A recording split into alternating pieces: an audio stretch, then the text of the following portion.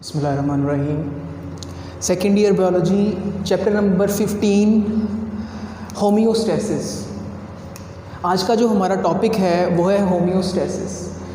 इसको डिस्कस करने से पहले मैं आपको ये बताता जाऊँ कि बोर्ड के पैटर्न के हिसाब से इसका वेटेज कितना है, इस चैप्टर में से कितने नंबर के क्वेश्चंस आते हैं। पहली चीज़, इस चैप्टर में एक लॉन्ग क्वेश्चन का ए पार्ट आएगा जो कि 4 नंबर का होगा। 3 इसमें शॉर्ट क्वेश्चंस आएंगे, हर क्वेश्चन 2 नंबर का होगा। 2 इसमें से एमसीक्यूज आएंगे। तो अगर हम इसको टोटल नंबर को काउंट करें तो 12 नंबर बनते हैं। इस चैप्टर में 12 नंबर का पेपर आएगा, तो इसका मतलब है कि ये चैप्टर बहुत ज़्यादा इम्पोर्टेंस रखता है। होम्योस्टेसिस, होम्योस्टेसिस एक ग्रीक वर्ड है, 2 लफ्ज़ों से निकला हुआ है। पहला लफ्ज़ है होमियो और दूसरा लफ्ज़ है स्टेसिस। होमियो का मतलब क्या होता है? सेम। स्टेसिस का मतलब क्या होता है? स्टेट। Same state. बॉडी के अंदर का जो इन्वायरमेंट है, चाहे वो सिंगल सेल्ड ऑर्गेनिज्म है चाहे वो मल्टीपल सेल्ड ऑर्गेनिज्म है, उसकी बॉडी के अंदर का इन्वायरमेंट जो है उसको मेंटेन करना बाहर के इन्वायरमेंट के हिसाब से, उसको हम क्या कहते हैं? होम्योस्टेसिस कहते हैं। 2 नंबर के लिए डेफिनेशन आती है, वो डेफिनेशन देख लेते हैं। The protection of internal environment from the harms of fluctuation in external environment. Body के अंदर के इन्वायरमेंट को बॉडी से बाहर वाले इन्वायरमेंट के हार्म से बचाना। बाहर का इन्वायरमेंट चेंज होता जा रहा है, ऑल द टाइम चेंज होता जा रहा है, लेकिन आपकी बॉडी को ऑप्टिमम इन्वायरमेंट चाहिए।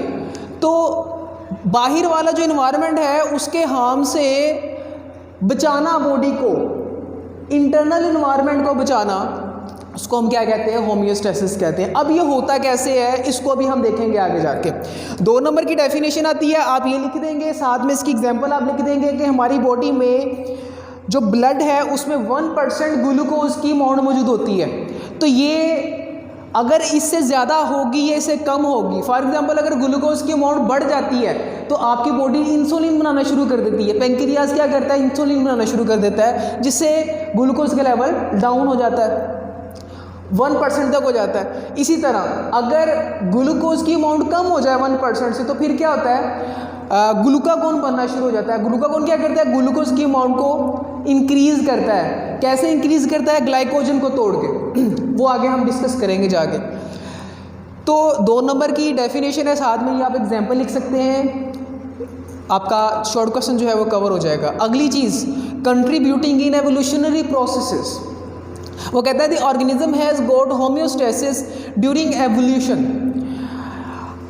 तमाम ऑर्गेनिज्म ने जो होम्योस्टेसिस, जो हायर ऑर्गेनिज्म है उनमें जो होम्योस्टेसिस है वो एवोल्यूशनरी एक हिस्ट्री है उसकी, जिसमें a specific internal environment which is suitable to the external environment. यानी कि बॉडी का ऐसा इन्वायरमेंट क्रिएट होता है, ये एक एवोल्यूशन है जिसमें बॉडी का इन्वायरमेंट ऐसा क्रिएट होता है जो कि एक्सटर्नल इन्वायरमेंट के हिसाब से सूटेबल हो।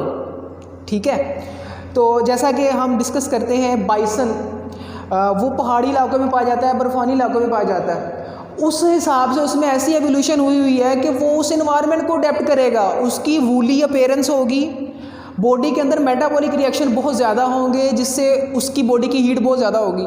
लिहाजा हमारे अंदर भी, तमाम ऑर्गेनिज्म के अंदर भी ये एवोल्यूशनरी एक प्रोसेस चलता आ रहा है। मैकेनिज्म ऑफ होम्योस्टेसिस, अब इसका मैकेनिज्म क्या है? वो कहता है कि most susceptible component of internal environment of the body. यानी कि अगर हम इंसान की बात करते हैं तो इंसान की बॉडी के अंदर का जो इन्वायरमेंट है उसमें जो मोस्ट ससेप्टेबल कंपोनेंट्स हैं उनमें कौन कौन सी चीज़ आ जाती है? उसमें वाटर आ जाता है, उसमें सल्यूट आ जाता है, टेम्परेचर एंड वेस्ट। ये टोटल 4 चीज़ें हैं जिस पे बाहर वाले इन्वायरमेंट का बहुत ज़्यादा असर पड़ता है। तो हम इसको डिस्कस करते हैं यहाँ पे। अब इसमें हम मैकेनिज्म ऑफ होम्योस्टेसिस में हम 3 चीज़ों, मेजर चीज़ों को डिस्कस करते हैं जिसमें ये चारों चीज़ें आ जाती हैं। पहली चीज़ है ऑस्मो रेगुलेशन, दूसरी है थर्मो रेगुलेशन और तीसरी है एक्सक्रीशन। बारी बारी इसको डिस्कस करेंगे, लेकिन उससे पहले हम ये चीज़ डिस्कस कर लेते हैं। कहता है कि due to the homeostasis organism is able to live in the changing environment. हम अगर इस वक्त इस इन्वायरमेंट में है, यहाँ का टेम्परेचर है 40 डिग्री सेंटीग्रेड टेम्परेचर, हमारी बॉडी को कितना चाहिए? 37 टेम्परेचर चाहिए, क्योंकि हमारी बॉडी में जितने भी एंजाइम है, मोस्टली तमाम एंजाइम जितने भी सिवाय टेस्टिस के, जितने भी हमारे पास एंजाइम है उनका एक ख़ास टेम्परेचर है जिस पे वो ऑप्टिमम वर्क करते हैं और वो है 37 डिग्री सेंटीग्रेड टेम्परेचर।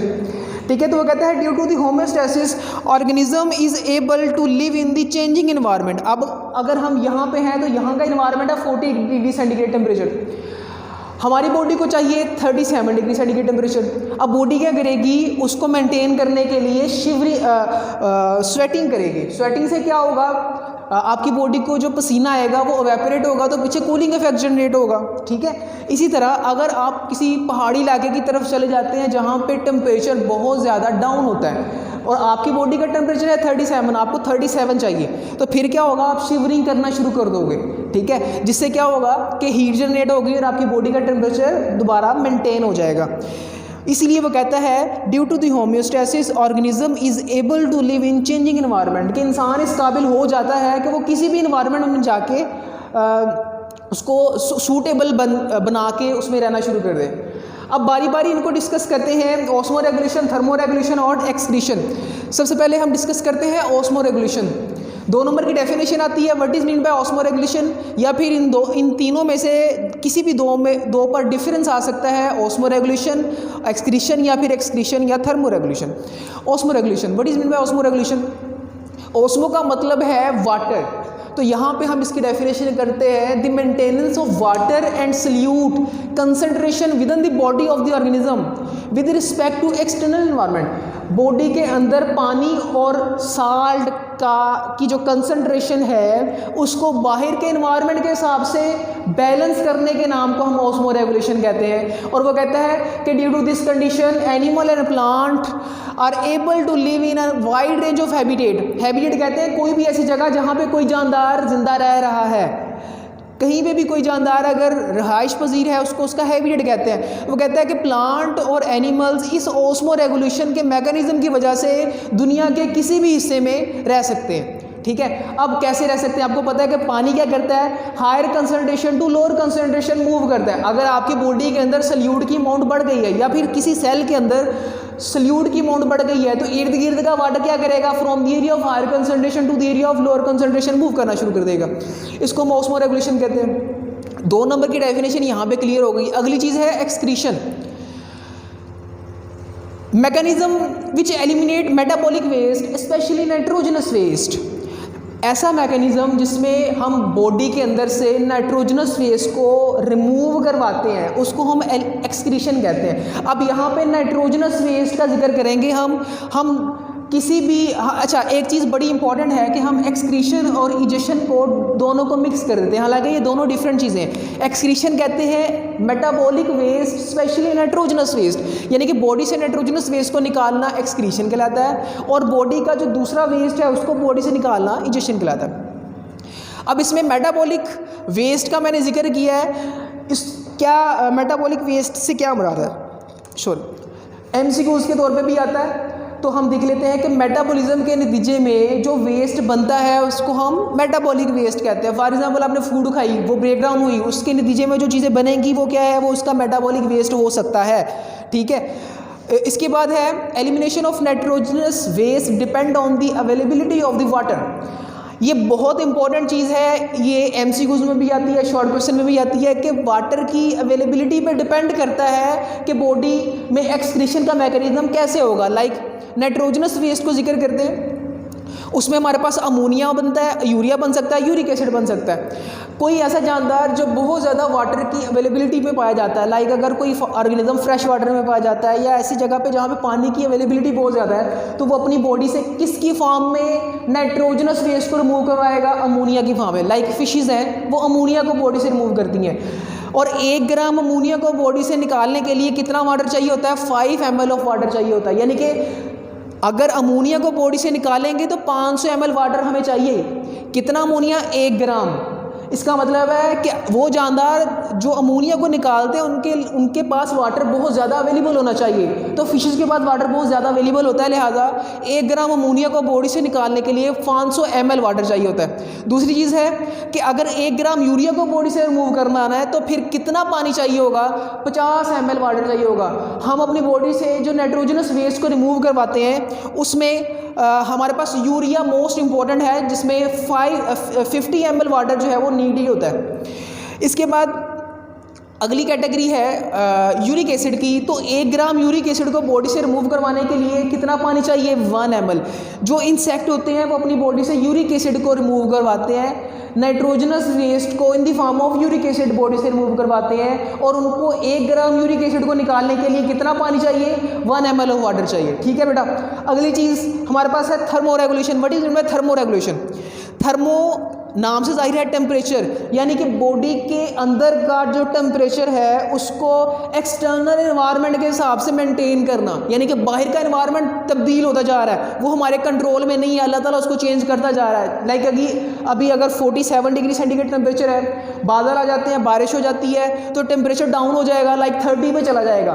तो ये हमारे कंट्रोल में नहीं है, ये चेंज होता जा रहा है, इसमें फ्लक्चुएशन आती जा रही है, लेकिन हमने अपनी बॉडी के अंदर का टेम्परेचर मेंटेन करके रखना है। तो वो कैसे करेंगे?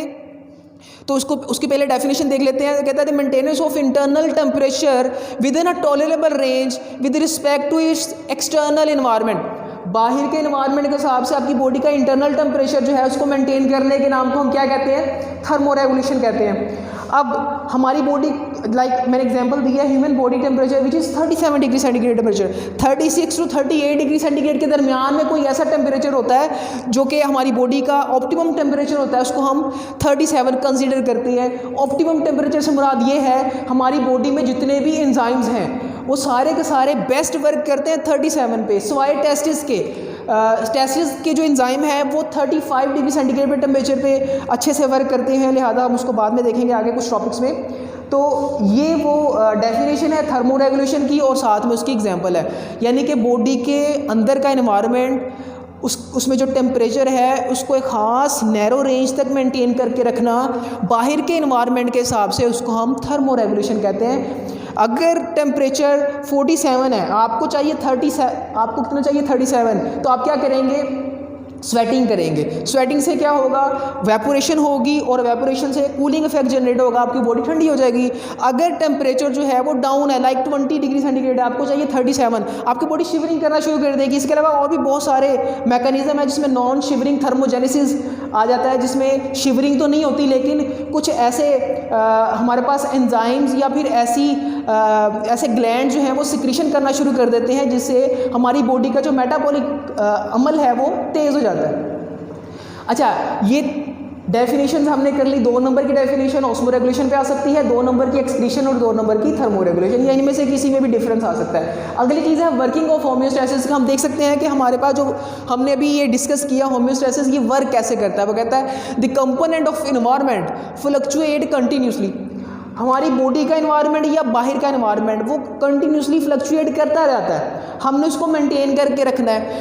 अब मैंने यहाँ पे लिख भी दिया, बुक पे ये नहीं लिखा हुआ, एनवायरनमेंट किसे कहते हैं? Anything that surround the living organism. कोई भी ऐसी चीज़, कोई भी ऐसी कंडीशन जो एक लिविंग ऑर्गेनिज्म को सराउंड करके रखती है, वो उसका एनवायरनमेंट कहलाती है। लाइक मैं यहाँ पे खड़ा हूँ और मेरे अराउंड ये चेयर्स हैं, ये बोर्ड है, ये मार्कर्स हैं, ये मेरा एनवायरनमेंट है, ठीक है। या मेरे अराउंड बच्चे बैठे हुए हैं, ये मेरा एनवायरनमेंट है। एनवायरनमेंट कोई भी हो सकता है, लिविंग भी हो सकता है, नॉन लिविंग भी हो सकता है, इसलिए मैंने यहाँ पे लिखा है anything that surround the living organism is known as its environment. अब एनवायरनमेंट 2 तरह के हैं, यहाँ पे डिस्कस करेंगे। एक को हम एक्सटर्नल एनवायरनमेंट कहते हैं और दूसरे को हम एक इंटरनल एनवायरनमेंट कहते हैं। बॉडी के अंदर का एनवायरनमेंट इंटरनल एनवायरनमेंट कहलाएगा, बॉडी के बाहर का एनवायरनमेंट एक्सटर्नल एनवायरनमेंट कहलाएगा।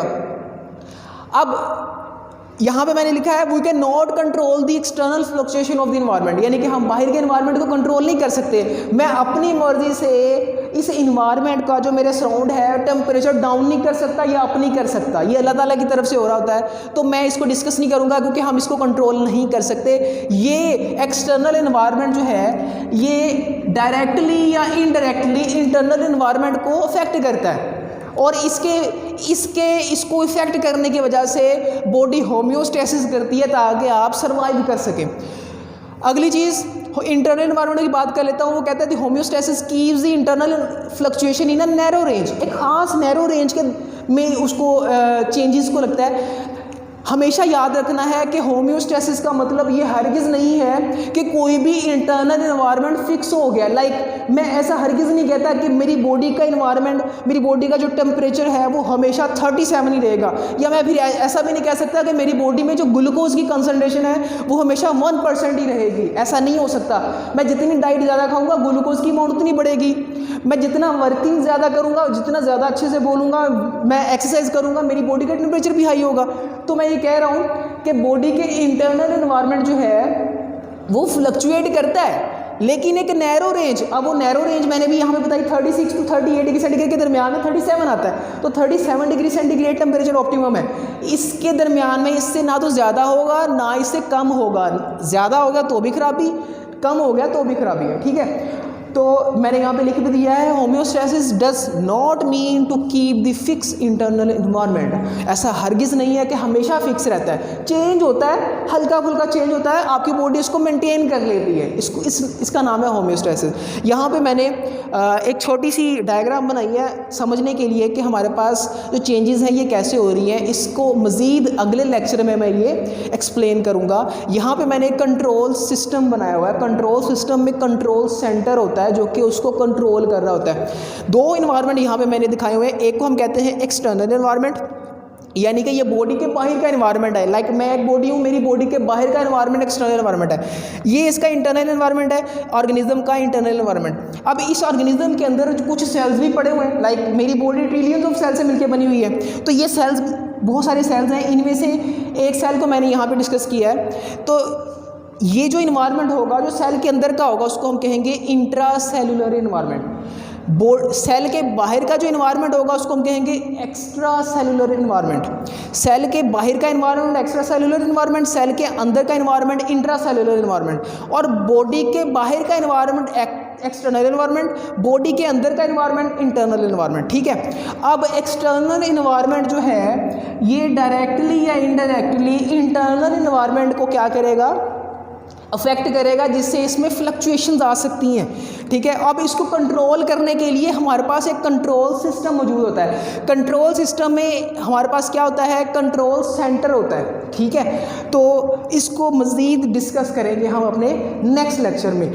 जी बेटा, कोई भी अगर आपको क्वेश्चन हो तो यहाँ पे आप कमेंट कर सकते हैं, मुझे बता सकते हैं कि जो चीज़ आपको समझ नहीं आई या फिर कोई कन्फ्यूजन है वो आप मुझे डिस्कस कर सकते हैं। अगर आपको लेक्चर अच्छा लगा तो आप चैनल को सब्सक्राइब कर दें, लाइक कर दें, शेयर कर दें। Thank you so much. अल्लाह हाफ़िज़।